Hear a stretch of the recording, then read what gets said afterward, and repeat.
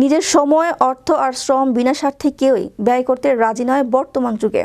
কিন্তু এসবের বিপরীতে কোনো রকম স্বার্থ ছাড়াই নিজেকে বিলিয়ে দিচ্ছেন একজন সাদা মনের মানুষ।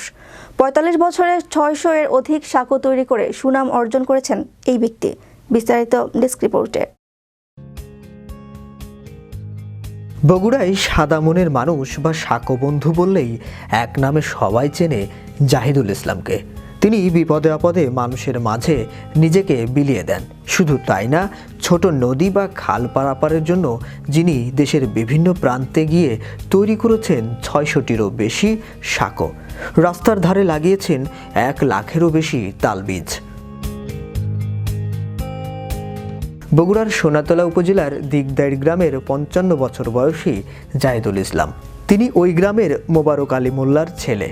সাদা মনের মানুষ জাহিদুল ইসলাম কাজের স্বীকৃতি হিসেবে এরই মধ্যে বিটিভির জনপ্রিয় ম্যাগাজিন অনুষ্ঠান ইত্যাদি থেকে পেয়েছেন সম্মাননা ও একটি মোটরসাইকেল। জাহিদুল ইসলাম জানান, তার বয়স যখন ১০ থেকে ১২ বছর তখন প্রতিনিয়তই তাকে খাল পাড়ি দিয়ে স্কুলে যেতে হতো। নৌকা সময় মতো না থাকায় দারুণ কষ্ট পেতে হয়েছে তাকে।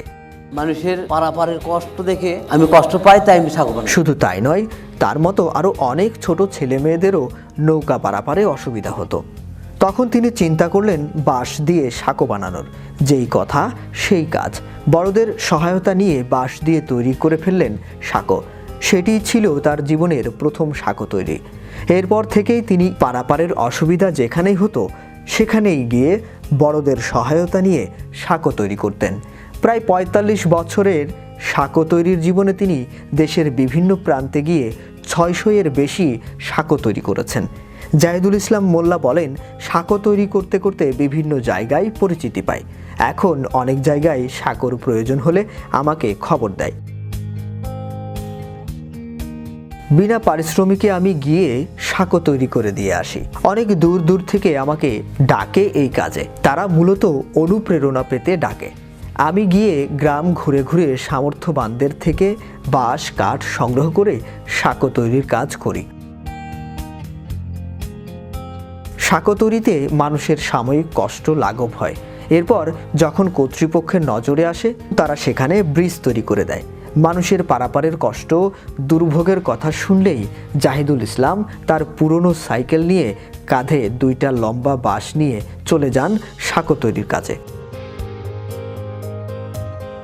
বিভিন্ন এলাকায় যখন মানুষ তাকে সাঁকো বন্ধু জাহিদুল বলে চিনতে শুরু করলো, তখনই তিনি নজরে আসলেন দেশের কিংবদন্তি উপস্থাপক হানিফ সংকেতের। এরপর তিনি জাহিদুলকে নিয়ে গেলেন দেশের জনপ্রিয় ম্যাগাজিন অনুষ্ঠান ইত্যাদিতে। তার কাজের গতি বাড়াতে তাকে উপহার দিলেন একটি মোটরসাইকেল। শুধু যে তিনি সাঁকো বন্ধু তা নন, তিনি একজন সমাজ সচেতন বৃক্ষপ্রেমীও বটে। তাই তো তিনি বিভিন্ন স্কুল, কলেজ, মসজিদের রাস্তাসহ বিভিন্ন সড়কের ধারে 1 লাখেরও বেশি তালের বীজ রোপণ করেছেন। জাহিদুল ইসলাম বলেন, গ্রামে একটি প্রবাদ আছে, যাই গারে তাল তার নাতি খায় তাল। কথাটা ঠিক না। নিজে তাল বীজ রোপণ করলে সময় লাগলেও নিজের জীবদ্দশায় তাল খেয়ে যেতে পারবেন। তাল অনেক উপকারী, বজ্রপাত থেকেও আমাদের রক্ষা করে। তাই আপনারাও সুযোগ পেলে তাল বীজ রোপণ করবেন।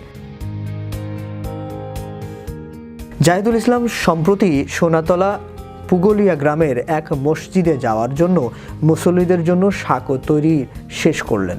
জানা যায় ২০০ বছরের অধিক পুরনো এই মসজিদে অনেক মানুষ নামাজ আদায় করে।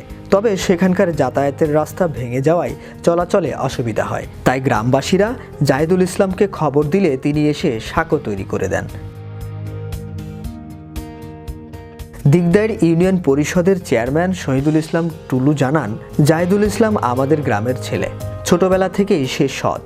গ্রামের মানুষের বিপদে আপদে তাকে পাশে পাওয়া যায়। গ্রামের মানুষের যাতায়াতের জন্য অসংখ্য সাঁকো তৈরি করে দিয়েছেন। জাহিদুল ইসলামের ইচ্ছা, তিনি শেষ জীবন পর্যন্ত মানুষের সেবার জন্য কাজ করে যেতে চান। তিনি জানান, দেশের যে কোনো প্রান্ত থেকে তাকে ডাকলে তিনি ছুটে যাবেন মানুষের সেবায় এবং তা বিনা পারিশ্রমিকে। তিনি জানান, দেশের যে কোনো প্রান্ত থেকে তাকে ডাকলে তিনি ছুটে যাবেন মানুষের সেবায় এবং তা বিনা পারিশ্রমিকে। শাহরিয়ার আহমেদ, বিশ্ব বাংলা 24।